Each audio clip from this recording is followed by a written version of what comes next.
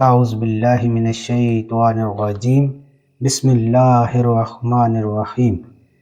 واقعہ اصحاب کہف اللہ کے حکم سے پیدا ہوا جو بہت ہی عجیب و غریب ہے۔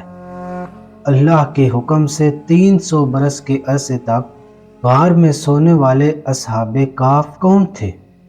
ان کا قصہ ایک نشانی ہے کہ ایمان کی کتنی طاقت ہے اور کس طرح اللہ تعالیٰ اپنے بندوں کو اپنی رحمت سے نوازتا ہے۔ جب حضرت عیسیٰ علیہ السلام کو آسمان پر اٹھا لیا گیا، عیسائیوں کا حال بہت خراب ہو گیا۔ لوگ بت پرستی کرنے لگے اور دوسروں کو بھی اس پر مجبور کرنے لگے۔ ان کا بادشاہ دقیانوس بہت ظالم تھا۔ جو آدمی بت پرستی سے انکار کرتا وہ اسے بت پرستی سے انکار کرنے پر قتل کر دیتا تھا۔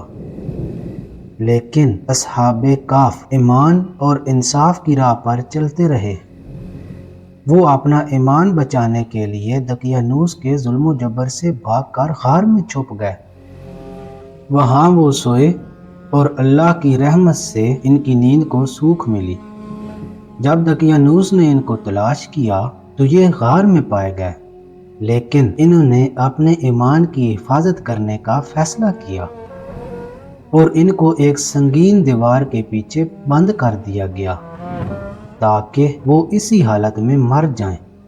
لیکن اللہ کی محبت اور عدل کی فتح آئی۔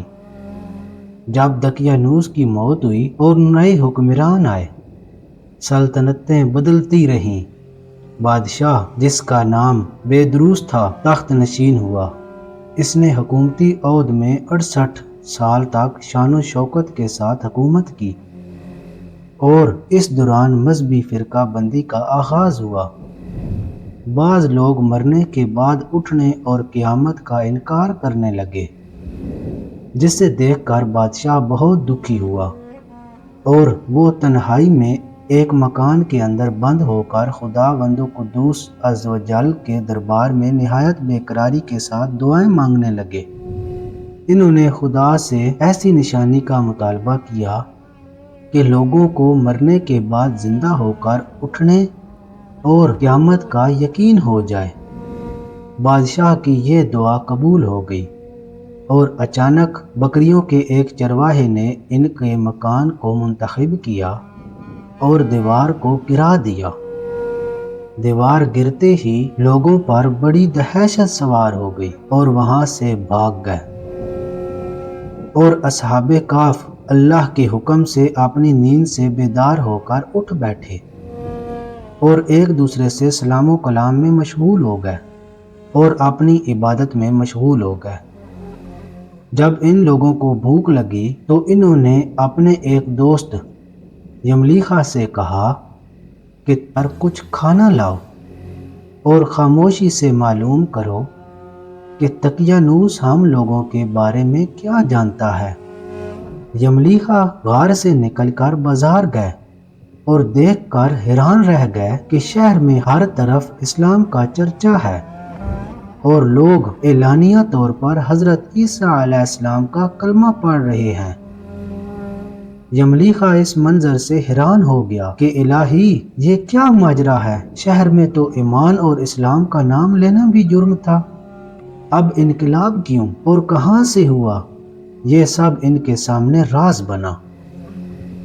پھر یملیخا ایک نان بائی کی دکان پر کھانا لینے گیا اور دقیانوس کے زمانے کا روپیہ نکال کر دیا جس کا چلن بند ہو چکا تھا، بلکہ کوئی اس سکے کا دیکھنے والا بھی باقی نہیں رہ گیا تھا۔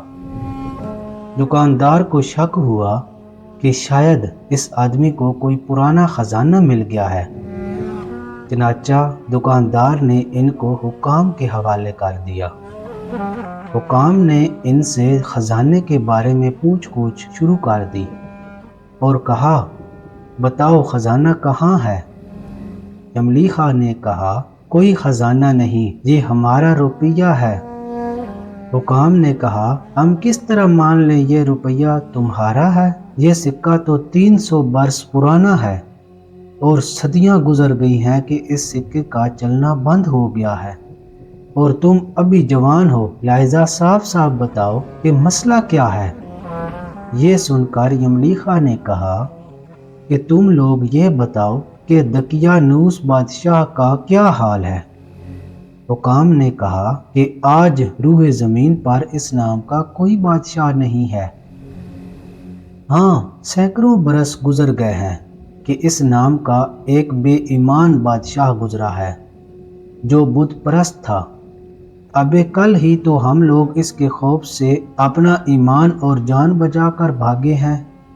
ہمارے ساتھی قریب ہی ایک غار میں ہیں، تم لوگ میرے ساتھ چلو، میں تمہیں ان سے ملا دوں گا۔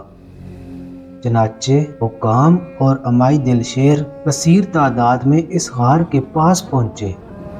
اصحاب کہف یملیخا کے انتظار میں تھے۔ جب ان کی واپسی میں دیر ہوئی تو ان لوگوں نے خیال کر لیا کہ شاید یملیخا گرفتار ہو گیا ہو، اور جب غار کے منہ پر بہت سارے افراد کا شور و خلل دیکھا تو وہ سمجھے کہ غالباً دقیانوس کی فوج ہماری گرفتاری کے لیے آئی ہے۔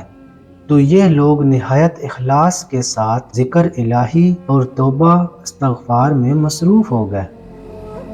حکام نے غار پر پہنچ کر تانبے کا صندوق برآمد کیا اور اس کے اندر سے تختی نکال کر پڑھی۔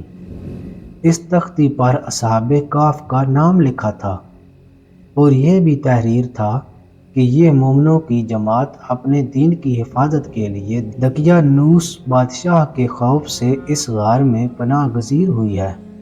دقیانوس نے خبر پا کر ان لوگوں کو ایک دیوار سے غار میں بند کر دیا گیا ہے۔ ہم یہاں اس واقعہ کو مد نظر رکھتے ہیں کہ جب کبھی یہ غار کھلے تو لوگ اصحاب کہف کے حال پر متاثر ہو جائیں گے۔ حکام تختی کی عبارت پڑھ کر حیران رہ گئے، اور ان لوگوں نے فوراً اپنے بیدروس بادشاہ کو اس واقعے کی خبر دی۔ بیدروس بادشاہ اپنے امراء اور عمائدین شیر کو ساتھ لے کر غار کے قریب پہنچے۔ اصحاب کہف نے غار سے نکل کر بادشاہ سے ملاقات کی اور اپنی سرگزشت بیان کی۔ بادشاہ جو خود بیدروس تھا سجدے میں گر کر خداوند قدوس کا شکر ادا کرنے لگا کہ ان کی دعا قبول ہو گئی۔ اللہ تعالیٰ نے ایسی نشانی ظاہر کی جس سے ہر انسان کو موت کے بعد زندہ ہو کر اٹھنے کا یقین ہوا۔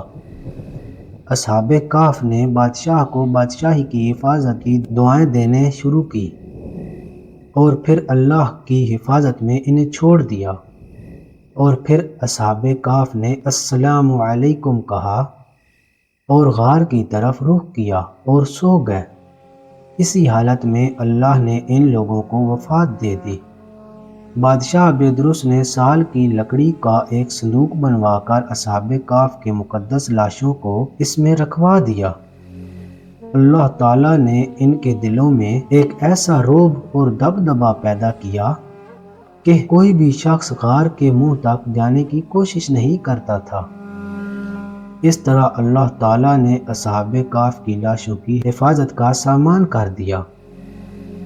بادشاہ نے غار کے منہ پر ایک مسجد بنوا دی اور سالانہ ایک دن کو مقرر کیا کہ تمام شہر والے اس دن زیارت کے لیے آئیں گے۔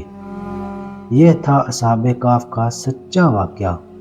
میں امید کرتا ہوں کہ آپ کو یہ ویڈیو پسند آئی ہوگی۔ اگر آپ کو ویڈیو پسند آئے تو براہ کرم ہمارے چینل کو سبسکرائب کریں اور گھنٹی کو ضرور دبا دیں تاکہ آپ ہماری ہر نئی ویڈیو کو سب سے پہلے دیکھ سکیں۔ مجھے اجازت دیجیے گا کہ میں آپ کی خدمت میں اور ویڈیو لے کر آؤں۔ اس دوران خدا حافظ۔ اللہ آپ کی حفاظت کرے اور آپ کو ہمیشہ مسکراہٹ کی سرسبزی عطا فرمائے۔ آمین۔